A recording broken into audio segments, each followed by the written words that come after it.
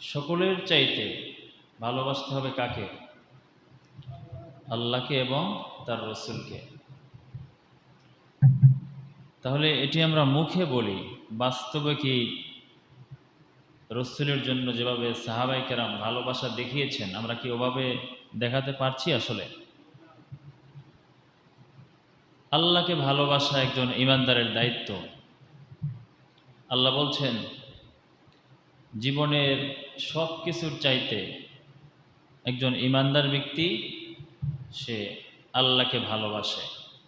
যেভাবে সাহাবায়ে কেরাম কোনো প্রশ্ন ছাড়াই মেনে নিয়েছেন, রসুলের মুখ থেকে যে কথাগুলো শুনেছেন, শোনার পরে কোনো প্রশ্ন করেন নাই। মানে আমার নিজের ইচ্ছার বিরুদ্ধে গেলেও এটাও মানতে হবে, আবার যেটা আমার ভালো লাগবে সেটাও মানতে হবে। এটাই হচ্ছে ঈমানদারের পরিচয়। সূরাতুল বাকারা ১৬৫ নম্বর আয়াত, وَمِنَ النَّاسِ مَن يَتَّخِذُ مِن دُونِ اللَّهِ أَندَادًا يُحِبُّونَهُمْ كَحُبِّ اللَّهِ وَالَّذِينَ آمَنُوا أَشَدُّ حُبًّا لِلَّهِ। আল্লাহ তাআলা বলছেন মানুষের মাঝে এমন কিছু মানুষ রয়েছে যারা আল্লাহকে যেভাবে ভালোবাসা দরকার এই ভালোবাসাটা আল্লাহকে না দিয়ে অন্য কাউকে দিয়েছে। কোনো মানুষ হতে পারে, কোনো নেতা হতে পারে, নিজের স্ত্রী হতে পারে, সন্তান হতে পারে, পিতামাতা হতে পারে। আল্লাহর আইনের বিরুদ্ধে যখন পৃথিবীর কোনো ব্যক্তি, যে কেউ হতে পারে, আল্লাহর আইনের বিরুদ্ধে যখন কোনো কথা বলবে, এই কথা যদি আল্লাহর কোরআন বিরোধী হয় তাহলে মানা যাবে? এটাই হচ্ছে আল্লাহ বলেছেন আপনার সালাতের সময় হয়েছে, আজান দিয়েছে, আপনি কাজে আছেন, এখন মালিক বলল যে তুমি নামাজ পড়তে পারবে না, আপনি কি তার কথা শুনতে পারবেন? তখন আপনাকে তার কথা, যদি আপনাকে বাধ্য করে যে তোমাকে নামাজের জন্য, সে যদি বাধ্য করে যে সালাতের সময় দেওয়া হবে না, তাহলে কি আপনি তার চাকরি করতে পারবেন? পারবেন না। আর যদি করেন তাহলে আল্লাহর চাইতে তাকে বেশি আপনি ভালোবাসেন। এটি একটা উদাহরণ। এরকম আরো অনেক রয়েছে, অনেক বিষয় রয়েছে। কিন্তু আল্লাহ বলছেন যারা প্রকৃত ঈমানদার তারা জীবনের সবচাইতে, পৃথিবীর সব কিছুর চাইতে আল্লাহকে ভালোবাসবে। সুবহানাল্লাহ। ওয়াল্লাযীনা আমানু আশাদ্দু হুব্বাল লিল্লাহ।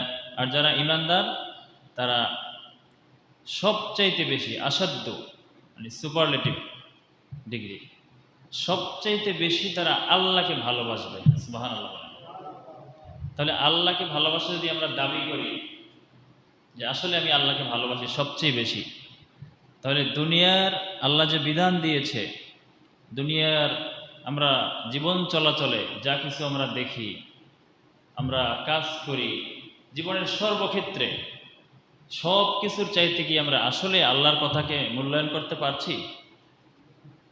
আল্লাহর কথা কি এটাই তো আমরা জানি না, কিভাবে মূল্যায়ন করলাম? আল্লাহর কথা হচ্ছে আল্লাহর রসুল, শেষ নবী, খুলুকুন আযীম, উসওয়াতুন হাসানা, যাকে বলা হয়েছে রহমাতুল লিল আলামিন, মুহাম্মাদুর রাসূলুল্লাহ সাল্লাল্লাহু আলাইহি ওয়াসাল্লাম। তিনি যেভাবে আল্লাহর কথা অনুসরণ করেছেন, তার উপরে যে ওহী মাধ্যমে আমাদেরকে জানিয়ে দিয়েছেন, এটি হচ্ছে কোরআন। সর্বশ্রেষ্ঠ নবীর উপরে সর্বশ্রেষ্ঠ কিতাব নাজিল হয়েছে। তো আল্লাহকে ভালোবাসার কথা বলেছেন। এবারে আল্লাহ বলেছেন সূরা আল ইমরানের মধ্যে যে আল্লাহকে কিভাবে ভালোবাসবে, তার তো একটি নমুনা লাগবে। তুমি তো আল্লাহকে দেখতে পাবে না। আল্লাহকে দেখা যায়? দেখা যায় কিনা? মুসা আলাইহিস সালাম দেখার জন্য চেষ্টা করেছেন, দেখতে পেরেছেন যে আমি তোমাদের জন্য একজন রসুল পাঠিয়েছি যাকে অনুসরণ করলে তোমরা আল্লাহর ভালোবাসা পাবে। সুবহানাল্লাহ। সূরা আল ইমরানের ৩১ নম্বর আয়াত, কুল ইন কুনতুম তুহিব্বুনাল্লাহ ফাত্তাবিউনি ইউহিব্বুকুমুল্লাহ। হে রাসূল, তুমি জানিয়ে দাও, যদি তোমরা আল্লাহর ভালোবাসা চাও তাহলে ফাত্তাবিউনি, তাহলে আমার অনুসরণ করো। রাসূলের মাধ্যমে আমাদেরকে জানিয়েছেন। তাহলে রাসূলের অনুসরণ কি আমরা জীবনের সর্বক্ষেত্রে মানি আসলে?